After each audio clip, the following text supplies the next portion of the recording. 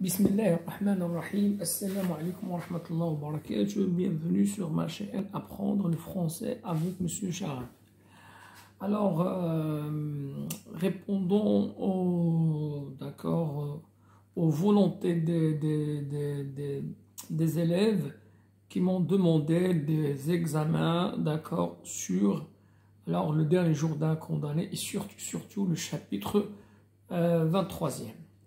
Alors, chapitre 23e, on va donc faire la correction de l'examen régional Académie de Marrakech. Voilà, session juin 2010. Alors, chapitre 23.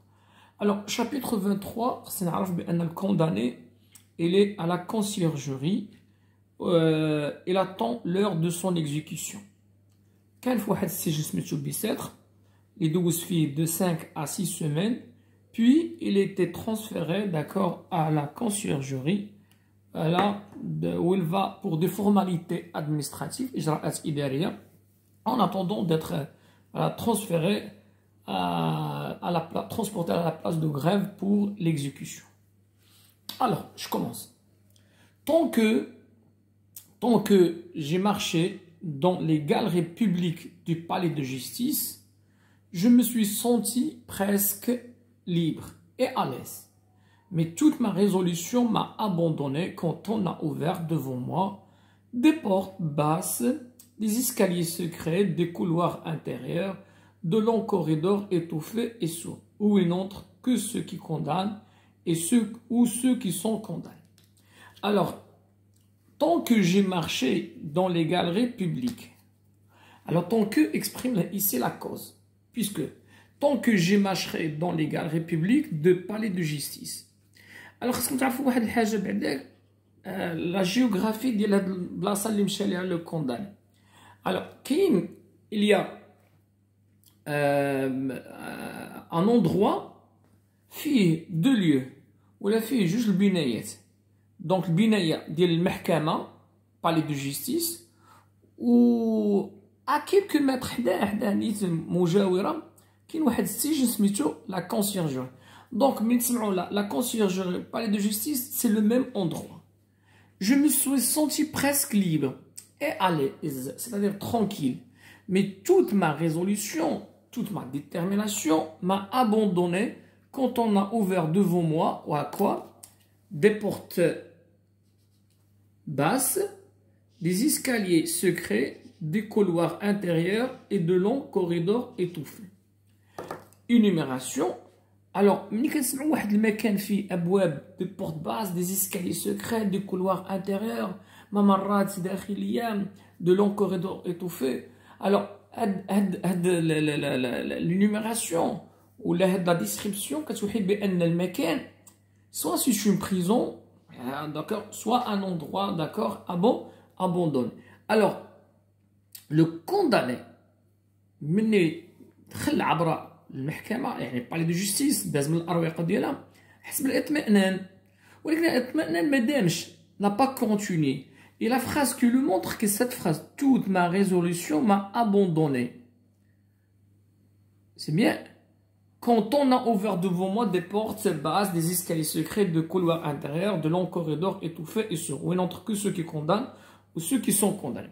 L'huissier m'accompagnait toujours. Le prêtre m'avait quitté pour revenir dans 2 heures. Elle avait de ses affaires. On m'a conduit au cabinet du directeur, entre les mains duquel l'huissier m'a remis.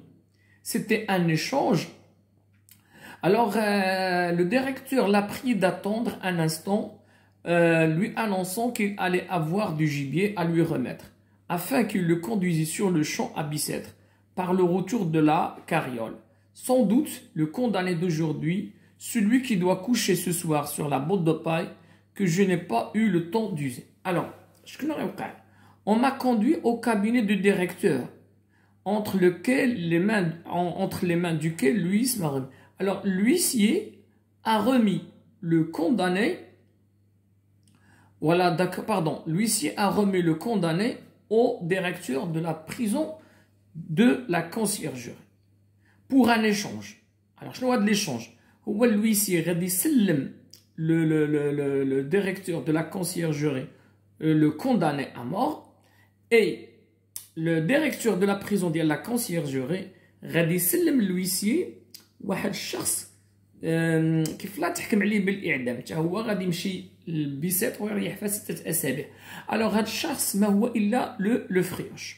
donc il s'agit d'un échange. c'est comme si donc le condamné et le frioche étaient des animaux, voilà, d'accord, ou bien une marchandise.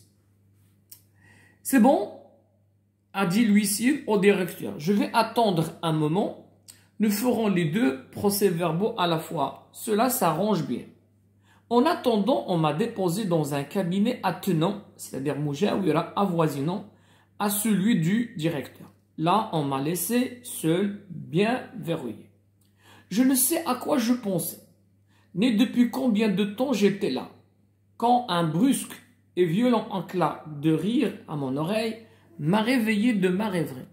Donc le condamné, il était dans un état de rêverie, c'est-à-dire il était, voilà, tout simplement charid, pensif, il songeait, donc rêve, il songeait à quelque chose. Et il va être surpris par un éclat de rire. le cabinet اللي كاين فيه هو. J'ai levé les yeux en tremblant. Je n'étais plus seul dans la cellule. Un homme s'est trouvé avec moi. Un homme d'environ 55 ans, le frioche, de moyenne taille, ridé, voûté, courbé, grisonnant, les cheveux blancs, un membre trapu, court, avec un regard louche, dans des yeux gris. Un rire amer sur le visage, sale, engueulé, deux menus, repoussant d'accord à voir. Donc, repoussant à voir, ça c'est quel sentiment? C'est le dégoût. Il paraît que la porte s'était ouverte, l'avait vomi. Personnification, puis s'était refermée sans que je m'en fusse aperçu. Si la mort pouvait venir ainsi. Voilà, condamné من الموت كنا تجي هكذا. يعني ما شعرش امتى هاد الفريوج ولا دخل الزنزانه ولا دخل le cabinet où se trouve le condamné. مزيان. Alors نكمل. Nous nous sommes regardés, c'est-à-dire le condamné et le frioche, quelques secondes fixement. L'homme et moi, lui prolongeant son rire, qui ressemblait à un râle. Donc ça, c'est une comparaison. Moi, demi-étonné, demi-effrayé. Donc, étonnement et peur. Qui êtes-vous? Lui ai-je dit enfin. Drôle de demande, a-t-il répondu un frioche. Je veux le frioche qui doit être donc ironique, indifférent, tout simplement. Un frioche, qu'est-ce que cela veut dire? Cela veut dire, c'est-elle écrit au milieu d'un éclat de rire, que le tol, le bourreau, jouera au panier avec ma Sorbonne dans 6 semaines. C'est-à-dire, le frioche va être exécuté dans 6 semaines. Comme il va faire avec ta tranche et la tête dans 6 heures. Donc, elle reste 6 heures au condamné pour être exécuté. C'est bien, donc, c'est-à-dire, donc ça va vers 10 heures, tout simplement. Alors, je vais les questions. Copier et compléter le tableau suivant. Alors, donc, qui est l'auteur? C'est Victor Hugo. Le œuvre, le dernier jour d'un condamné, roman à thèse, date de parution 1820-29. Bien. Alors, passons donc à la suite des questions. Alors, la suite des questions, voilà. Et voilà. Alors, deuxième question, c'est situer le passage. Alors, situer le passage dans l'œuvre. Alors, le voyage du condamné de Bicêtre à la conciergerie, accompagné de l'huissier et du prêtre. On peut aussi le transfert du condamné de Bicêtre à la conciergerie, car c'est son dernier jour. On peut dire le condamné voilà, le condamné est transféré de Bicêtre à la conciergerie. C'est bien? De Bicêtre à la conciergerie pour, voilà, des formalités ou bien pour des mesures administratives. Voilà, pour préparer l'exécution tout simplement. Alors, dans ce passage,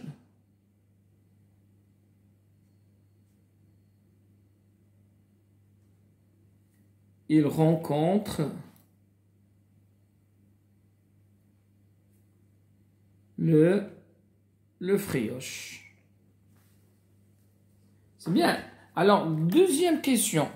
Dans le premier paragraphe de ce passage, le narrateur décrit des lieux. Quelle impression se dégage de cette description? يعني هذاك الوصف اللي دار في الاول شنو الانطباع اللي تيوحي لينا؟ voilà, كل واحد باش غادي يجاوب كيقول une impression d'enfermement ديال السجن, une impression d'emprisonnement, كيقول une impression d'angoisse. Voilà, d'accord, tout simplement.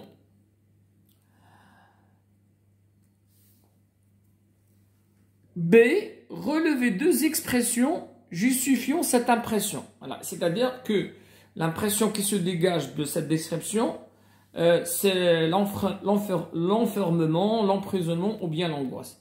De porte basse, escalier secret, de longs couloirs étouffés et sourds.